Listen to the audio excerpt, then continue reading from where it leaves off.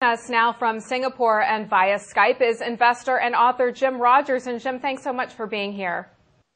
I'm delighted to see you again, Kathleen. Well, U.S. stocks Monday tanked after the U.S. lost its AAA bond rating amidst the debt crisis. Is the market headed for a crash?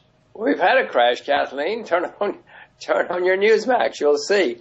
I would suspect whenever you see collapsing like this, it's usually at least a temporary bottom.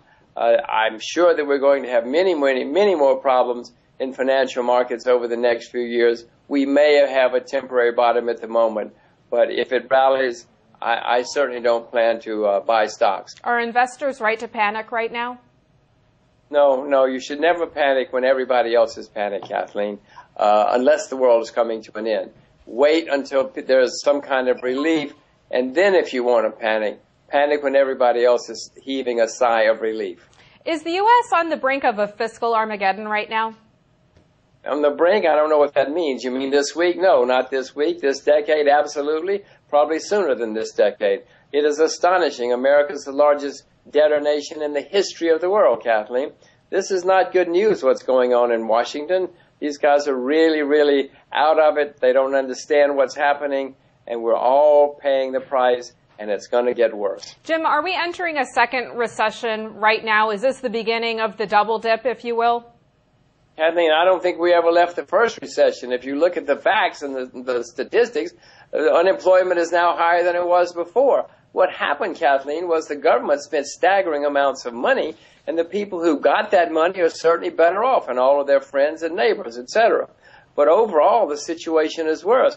America more than quadrupled its debt. When you take into consideration the things that they guarantee, Bernanke printed unbelievable amounts of money. The situation is worse off. I don't see that we're sure the people who got the money are better off. I don't think we ever left the first recession. This is one long period of economic difficulty, and America's going to pay the price for all these mistakes. Some say that we're in a depression right now. Do you agree with that, or are we at least on track for a depression? Well, we could certainly wind up in a depression if they keep making mistakes in Washington. I wouldn't call it a depression yet, but the way the world is going, and if politicians keep making mistakes, it could happen again. That's what happened in the 30s. You know, they turned in what should have been just a normal bear market and recession. They turned it into a huge depression with mistakes. They're making plenty of mistakes this time, too. Jim, who do you blame for the economic situation that the U.S. is in today? Well, if I had to blame one, it'd be the Federal Reserve would be the main culprit, because, you know, they kept bailing people out instead of letting the market clear and instead of letting people go bankrupt, start over.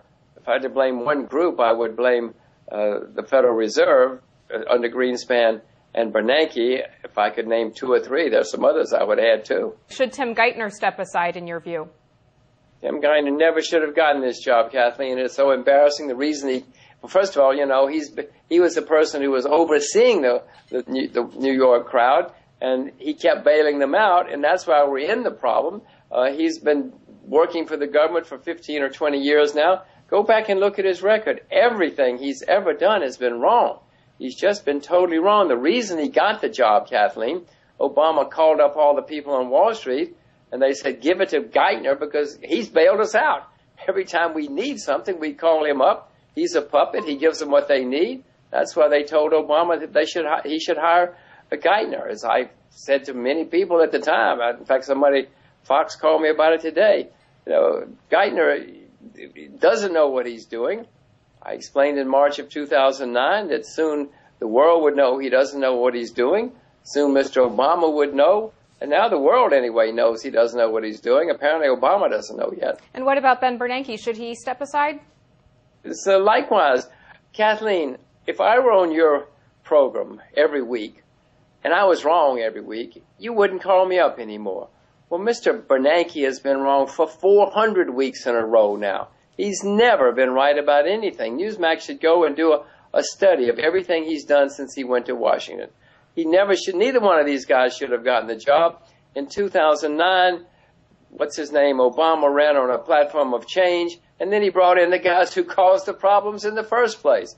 They shouldn't have gotten the jobs. They should leave. They should get somebody else who at least understands economics, finance, and currencies. So you're saying you would not put or invest your money in the market today. Where would you put your money?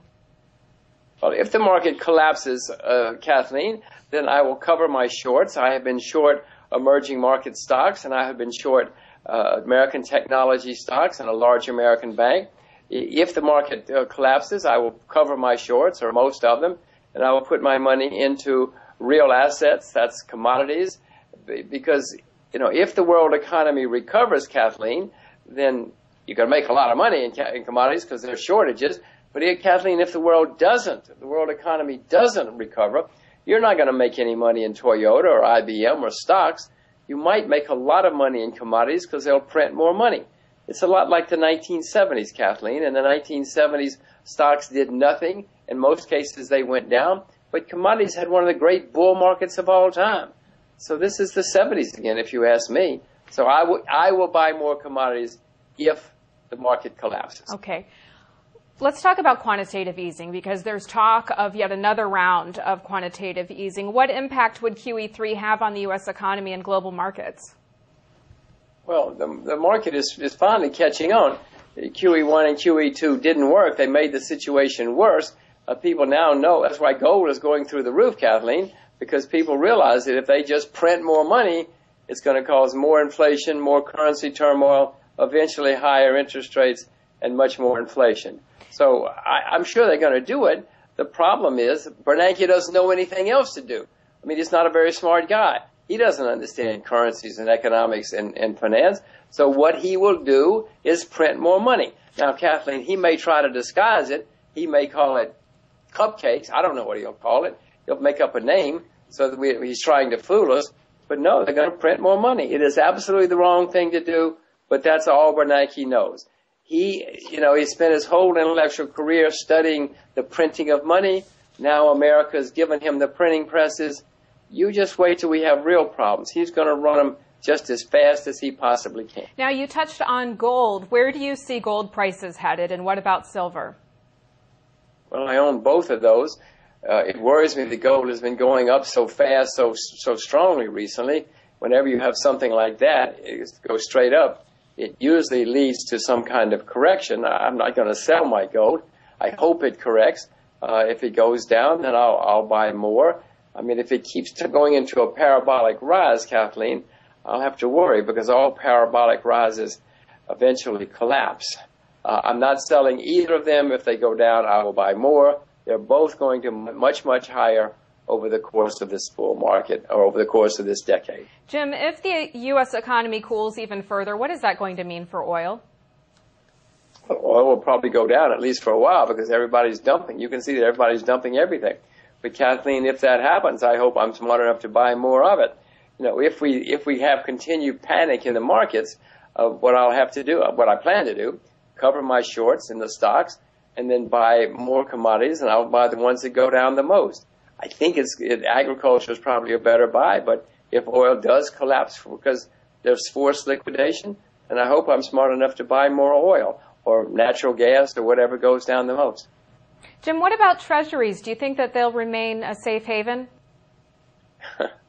In my view, they haven't been a safe haven, but on the other hand, they've been going through the roof. I've been short treasuries recently, and I'm losing money because of that. I'm losing a little bit, not very much. No, eventually, Kathleen, everybody's going to understand. America's the largest debtor nation in the history of the world. No, everybody's going to eventually realize that the U.S. Treasury market and U.S. dollars are not a safe haven. It's going to go the way of the pound sterling. The pound sterling used to be the world's reserve currency. Gilts, as they were called, English government bonds. There came a time in the mid-'70s when they could not even sell government bonds in the UK. The IMF had to bail them out. We're on that road. It may not happen this year or even, well, it'll probably happen this decade, but it's not going to happen anytime soon probably, but be very careful. Now, China has long been a driver of commodities prices, but some say the economy there is due to cool or even crash by 2013. What's in store for the Chinese economy, and how should investors play commodities with that in mind? Well, the Chinese have been trying to cool off their economy pretty rigidly or sternly here for a year or two now. They've raised reserve requirements a dozen times. They've raised interest rates a half dozen times.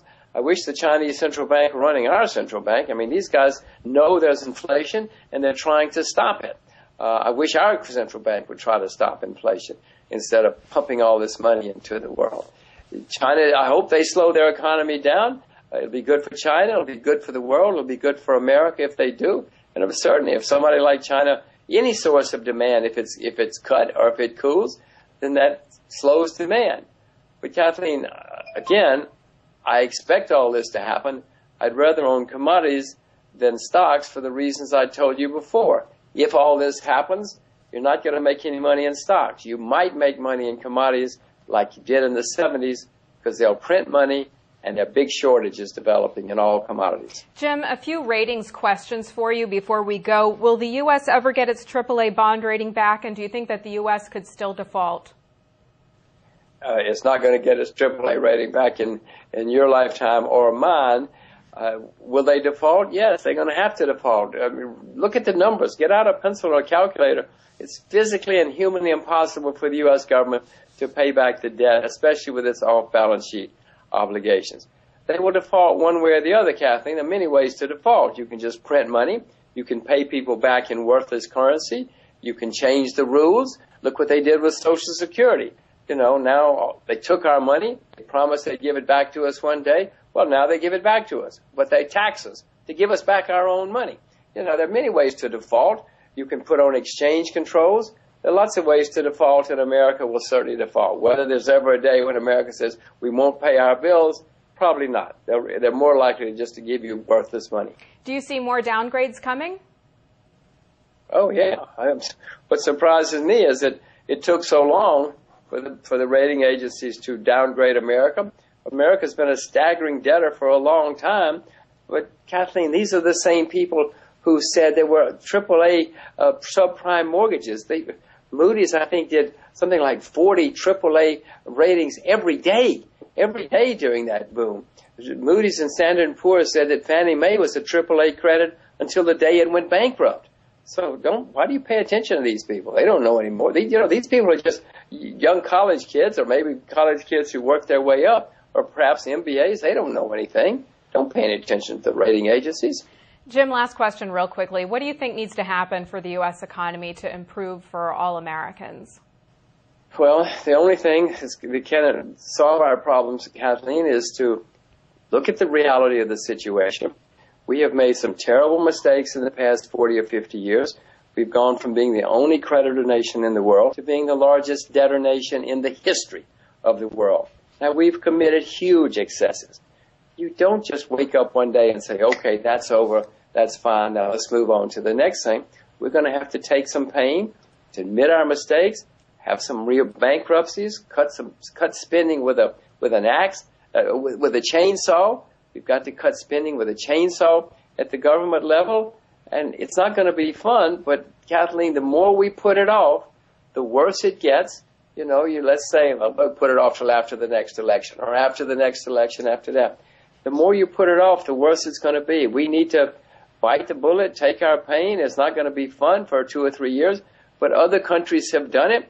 Scandinavia did it in the early 90s, Mexico, Russia, South Korea. I mean, the world is full of examples of people that made mistakes, acknowledged their mistakes, took the pain, reorganized, and came out of it much stronger.